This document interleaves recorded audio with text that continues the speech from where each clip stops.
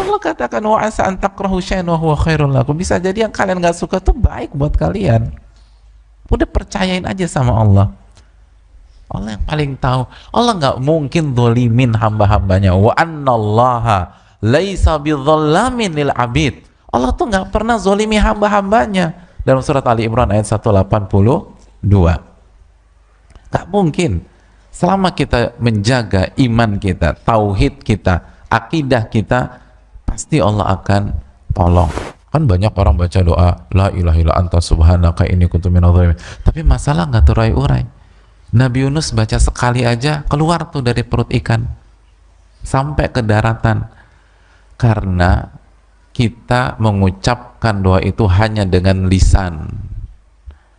Tapi Nabi Yunus, Bismillahirrahmanirrahim. Hadirin yang Allah muliakan, fokus ke tugas kita. Gak usah urus-urusan Allah Subhanahu wa ta'ala.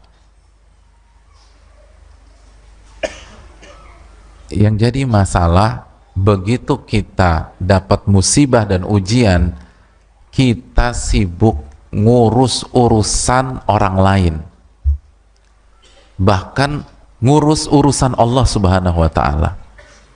Gak usah sibuk urus urusan kita. Kerjakan kewajiban dan jauhi larangan. Dan tugas yang harus pertama kali kita wujudkan adalah mentauhidkan Allah Subhanahu wa ta'ala, mewujudkan dan mengejawantahkan la ilaha illallah. Itulah yang dijelaskan Al-Imam Ibnul Qayyim. Beliau mengatakan bahwa kunci terurainya berbagai masalah dan ujian adalah kalimat tauhid la ilaha illallah. Oleh karena itu, banyak doa-doa tentang mengurai masalah, di dalamnya ada kalimat tauhid. Contoh paling sederhana, doanya Nabi Yunus. Apa doanya Nabi Yunus? La ilaha illa anta subhanaka inni kuntu minadz dzalimin. Itu doanya. Tidak ada zat yang berhak diibadahi kecuali Engkau.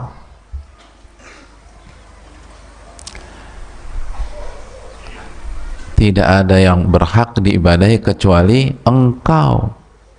Apa keterangan para ulama? Al-Imam As-Sa'di rahimahullahu ta'ala mengatakan, ketika Nabi Yunus membaca la ilaha illa anta subhanaka inni kuntu minadz dzalimin, ini masuk ke bab tawassul bil hal. Jadi beliau meminta pertolongan kepada Allah Subhanahu wa ta'ala melalui kondisi beliau pada saat itu dan selama itu. Jadi itu bukan kalimat yang hanya keluar dari lisan jamaah, bukan hanya kalimat yang meluncur dari mulut, tetapi kalimat la ilaha illa anta itu adalah kondisi beliau pada saat itu yang mentauhidkan Allah Subhanahu wa ta'ala. Itu hadirin. Jadi kenapa kita baca doa itu? Kan banyak orang baca doa la ilaha illa anta subhanaka inni kuntu minadz dzalimin, tapi masalah nggak terurai-urai. Nabi Yunus baca sekali aja keluar tuh dari perut ikan sampai ke daratan, karena kita mengucapkan doa itu hanya dengan lisan. Tapi Nabi Yunus, doa itu beliau baca menunjukkan kondisi real beliau pada saat itu, yang menunaikan tugas-tugas beliau sebagai seorang hamba yang hanya beribadah kepada Allah. Itu hadirin. Jadi urus tugas dan urusan kita. Berarti begitu ada masalah, cek kembali ibadah-ibadah kita. Sudah ikhlas atau belum? Sudah beribadah hanya kepada Allah atau belum? Sudah khusyuk atau belum?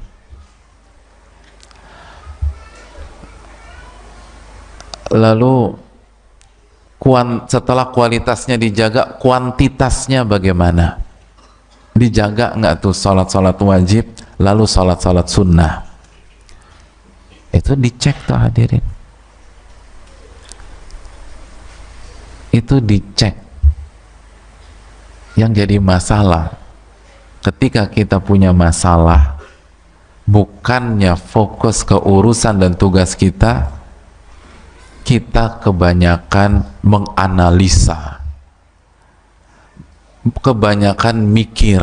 Makanya banyak orang punya masalah kan kebanyakan bengong hadirin. Ketika ditanya, kok ngelamun, lagi mikir. Padahal Allah berfirman dalam surat At-Talaq ayat 2 dan 3, wa man yattaqillah yaj'al lahu makhraja wa yarzuqhu min haitsu la yahtasib. Barang siapa yang bertakwa kepada Allah, apa itu arti takwa hadirin? Secara simpel Hasan Al-Basri mengatakan takwa itu menjalankan perintah, menjauhi larangan, jalanin tugas, inti takwa tuh. Jadi barang siapa yang bertakwa menjalankan tugasnya sebagai seorang hamba, maka Allah akan berikan solusi dari setiap masalahnya, jalan keluar, masalahnya akan diurai, dan Allah akan berikan rizki buat dia dari arah apa? Dari arah yang tidak pernah dia sangka-sangka, dari arah yang tidak pernah ia pikirkan sebelumnya, dari arah yang tidak pernah ia duga-duga sebelumnya. Jadi Allah kasih janji bagi orang, bagi hambanya yang menjalankan tugas, yang menjaga tauhidnya, yang menjaga la ilaha illallah, yang hidupnya inna salati wa nusuki wa mahyaya wa mamati lillahi rabbil alamin, maka Allah akan kasih apa? Solusi rizki dari arah yang tidak ia pikirkan sebelumnya. Kalau demikian ayatnya, kenapa justru kita begitu banyak masalah, justru kebanyakan mikir? Padahal ayatnya jelas solusinya dari arah yang Anda tidak pikirkan. Kenapa Anda jadi banyak mikir? Kan kebalik hadirin. Kecuali kalau barang siapa yang bertakwa, Allah akan kasih solusi dan rizki dari arah yang dia pikirkan selama ini. Banyakin mikir deh tuh, banyakin mikir terus kerjaannya. Ini kan ayatnya dari arah yang dia nggak pikirkan. Kenapa jadi banyak mikir? Makanya stres. Orang stres itu bukan karena ujiannya, bukan karena berat masalah. Orang stres itu kebanyakan mikir, kurang zikir. Nah itu orang stres hadirin. Kebanyakan mikir, kurang zikir. Loh, kan Allah berfirman dalam surat Ar-Ra'd ayat 28, ala bidzikrillah tatma'innul qulub. Ketahuilah dengan berzikir dan mengingat Allah, hati jadi apa? Stres. Tenang. Jadi harusnya ingat Allahnya dibanyakin. Bertakwa, ingat Allah. Tenang. Pernah nggak coba tanya deh orang yang banyak bengong gitu ya, yang banyak ngelamun, tanya sama dia, kenapa melamun bu, gitu loh. Pasti habis ngapain? Mikir gitu. Ketika suami di PHK, biasanya yang stres siapa? Istri, Masya Allah. Biasa aja jawabnya, jangan kayak curhat begitu. Istri Pak Ustadz, istri. Kayaknya dalam banget jawabnya. Itu kan unik ya. Yang dipecat siapa? So, yang stres, itu unik tuh emang kehidupan. Coba kita tanya, wahai para istri, kenapa stres? Kata mereka, gimana nggak stres Pak Ustadz? Aku kan pikirin anak-anak. Tuh kan, mikir kan tuh. Iya kan, itu mikir tuh. Aku kan mikirin sekolah mereka, uang gedung belum dibayar. Mikir lagi kan, tuh kan. Aku kan mikir bayar listrik Pak Ustadz. Listrik nih gimana? Mikir lagi kan, subhanallah. Itu kebanyakan mikir.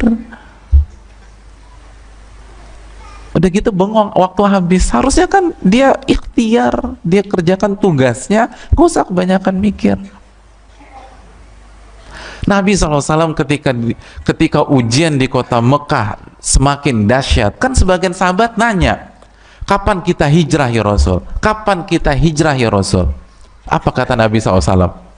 Lam umar bil hijrah, saya belum diperintah Allah untuk berhijrah. Itu Nabi nggak mengatakan tunggu saya pikirkan dulu ya, menurut analisa saya insya Allah 5 bulan lagi. Tapi memang berat masalah kita. Akhirnya curhat. Enggak, kan Nabi nggak begitu. Nggak begitu. Saya belum diperintah untuk berhijrah. Lihat, fokus ke tugas. Artinya kan saya ini hamba, tinggal nunggu tugas dari Allah aja. Kalau ditugaskan hijrah. Tugaskan di sini kita. Kita nih kebanyakan menganalisa, kebanyakan berpikir. Berpikir boleh hadirin. Syarat jadi mukallaf itu berakal sehat. Tetapi semua yang overdosis itu nggak bagus, itu poinnya. Semua yang overdosis itu tidak bagus. Jangankan berpikir yang overdosis. Saya ingin tanya, sholat subuh overdosis bagus nggak? Sholat subuhnya 3 rakaat, nggak ada. Semua ulama Purbalingga bilang sesat. Itu simpel, apalagi mikir. Yang jadi masalah kita sibuk ke hal yang bukan urusan kita, lupa urusan kita, mentauhidkan Allah Subhanahu wa ta'ala, mencek kualitas ibadah kita, tauhid kita udah lurus belum, ada nggak noda-noda syirik, baik syirik kecil apalagi syirik besar. Lalu bagaimana kuantitasnya nih, itu yang harus kita pikirkan. Adapun hasil itu urusan Allah, nggak usah kita ribetkan. Kenapa nggak usah kita pikirkan? Terlalu ribet begitu. Sekali lagi, berpikir jelas ada porsinya. Yang jadi fokus kita yang overdosis.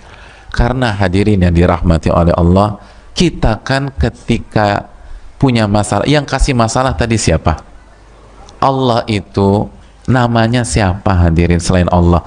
Ar-Rahman, yang maha pengasih, Ar-Rahim, yang maha sayang sama kita. Ya udah, nggak usah terlalu ribet dipikirin. Yang kasih ujian adalah Ar-Rahman dan Ar-Rahim. Yang kasih ujian itu Al-Muhsin. Nggak usah terlalu dipikirkan.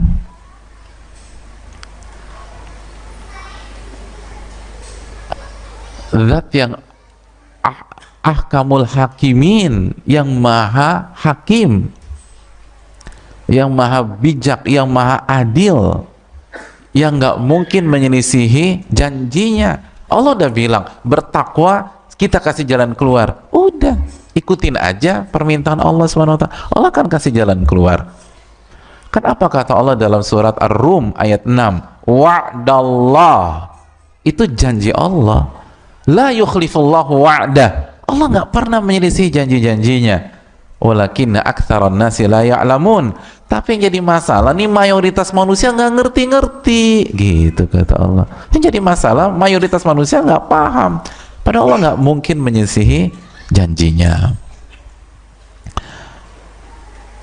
Dan Allah yang paling tahu yang terbaik buat kita. Dan yang kita pikirkan, akhirnya kita down, kita jatuh, kita bingung, itu pun kalau Allah kasih belum tentu terbaik buat kita. Masih ingat surat Al-Baqarah ayat 216, wa asa an takrahu syai'an wa huwa khairul lakum. Bisa jadi yang kalian gak suka itu yang terbaik buat kalian. Wa asa an tuhibbu syai'an wa huwa syarrul lakum. Dan bisa jadi yang kalian suka itu buruk buat kalian. Terus penutupan ayat itu apa kata Allah? Wallahu ya'lamu wa antum la ta'lamun. Allah yang maha tahu, sedangkan kalian tidak tahu. Yang tahu tuh Allah, kalian gak ngerti. Kalian gak ngerti mana yang terbaik buat kalian, mana yang terbaik untuk kalian. Makanya jangan apa? Sok tahu. Itu jangan. Kita nih bimbang kebanyakan sok taunya, karena kebanyakan mikir tadi itu. Jadi sok tahu aja. Harusnya begini nih, sok tahu gitu. Tahu dari mana harusnya begini? Bisa jadi enggak. Hadirin, sebagian sahabat aja itu bisa kurang tepat dalam memprediksi dalam kasus Sulhul Hudaybiyah. Iya kan? Sulhul Hudaybiyah, perjanjian Hudaybiyah. Tapi mereka tidak ngotot. Begitu mereka melihat Nabi tahallul, mereka langsung sami'na wa ata'na, taat kepada Allah dan Rasulnya. Padahal secara pemikiran, prediksi, ini ngerugiin kita nih. Dan bukan saatnya kita bahas Sulhul Hudaybiyah. Mereka berpikir ini ngerugiin. Sampai Umar berpikir demikian, ini kayaknya ngerugiin kita nih. Dan kita tahu Umar cerdasnya kayak apa. Nabi katakan, laukana ba'di nabiun lakana Umar. Kalau ada nabi setelahku, orangnya itu Umar. Saking cerdas dan tajamnya firasat, intuisi beliau.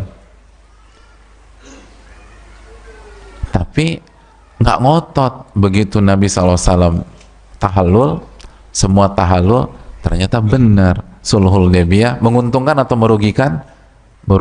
Menguntungkan. Dan Sulhul Hudaybiyah adalah pintu masuk membuka kota Mekah. Jadi sekali lagi hadirin, banyak hal yang kita prediksi itu nggak benar. Jadi kesian kita ya, udah capek-capek mikir, capek-capek bengong, capek-capek ngelamun, akhirnya asam lambung naik, terus mahnya kumat, hasilnya nggak bener juga, salah hasilnya. Ya Allah, kalau hasilnya bener kan masih mending gitu, ini hasilnya salah. Karena Allah katakan wa asa an takrahu syai'an wa huwa khairul lakum. Bisa jadi yang kalian nggak suka tuh baik buat kalian. Udah percayain aja sama Allah. Allah yang paling tahu. Allah nggak mungkin zolimin hamba-hambanya. Wa annallaha laisa bidzallamin lil abid. Allah tuh nggak pernah zolimi hamba-hambanya. Dalam surat Ali Imran ayat 182. Nggak mungkin. Selama kita menjaga iman kita, tauhid kita, akidah kita, pasti Allah akan tolong. Nggak mungkin. Itu adalah sebuah kepastian. Nggak mungkin Allah sia-siakan kita, hadirin yang dirahmati oleh Allah. Jadi selalu memandang yang Allah pilihkan itu yang terbaik. Walaupun awalnya kita nggak suka, oh ini yang terbaik, fokus aja.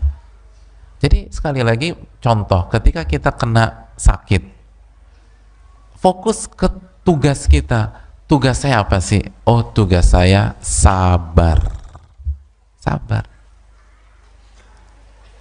Terus apa lagi? Nabi bersabda, tadawu wala tadawu bil haram, berobatlah, tapi jangan berobat dengan cara yang haram. Berarti ikhtiar berobat. Sembuh gak sembuh, bukan urusan saya. Enak hadirin. Yang membuat orang itu stres, karena biasanya, di antara faktornya, karena terbebani hasil. Terbebani hasil. Sehingga hidupnya nggak lepas. Hidupnya tidak lepas. Gitu. Antum di sini ada yang hobi bola nggak? Nggak ada. Jadi dari kecil ini anak musola semua. Masya Allah. Kena pertanyaan simpel. Kenapa banyak tim atau klub kalau di partai final mainnya nggak lepas? Kenapa? Karena beban juara, mikirin hasil. Saya harus juara, saya harus juara. Itu yang buat orang tuh nggak lepas dalam hidup, hadirin. yang bikin kita ngelolos, saya harus sembuh, saya harus sembuh. Kata siapa harus sembuh? Enggak. Sembuh nggak sembuh itu urusan Allah. Wong Nabi juga nggak sembuh di sakit terakhir beliau, kan begitu hadirin. Jadi lepas aja, itu lebih enak. Saya harus kaya, saya harus kaya. Akhirnya nggak kaya-kaya juga. Stres. Siapa yang bilang harus kaya? Nggak ada yang bilang harus kaya. Yang ada harus sabar, harus bertakwa. Itu nggak ada yang bilang harus kaya. Jadi hadirin yang dirahmati oleh Allah Subhanahu wa Ta'ala, fokus ke urusan kita, jangan terbebani. Allah sudah pilihkan yang terbaik untuk kita, jamaah, untuk kita, karena Allah itu Al-Muhsin, yang maha baik. Pokoknya semua baiklah. Itulah hadirin.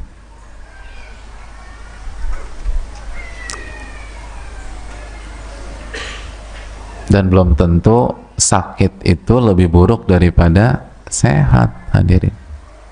Iya, apalagi kalau kita pakai kacamata akhirat, belum tentu. Belum tentu. Banyak maksiat itu pas orang sakit atau pas lagi sehat? Sehat, gitu loh. Pas lagi sehat. Begitu kan hadirin.